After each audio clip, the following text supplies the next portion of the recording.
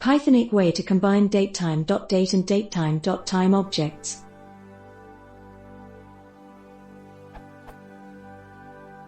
I have two objects that represent the same event instance, one holds the date, the other the time of this event, and I want to create a datetime object.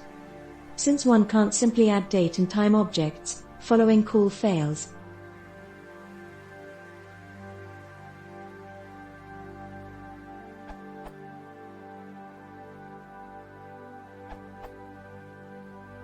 It's in the Python docs.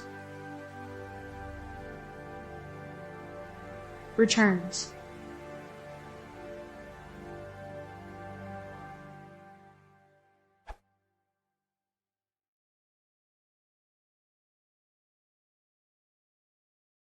If you want to see more, please consider subscribing.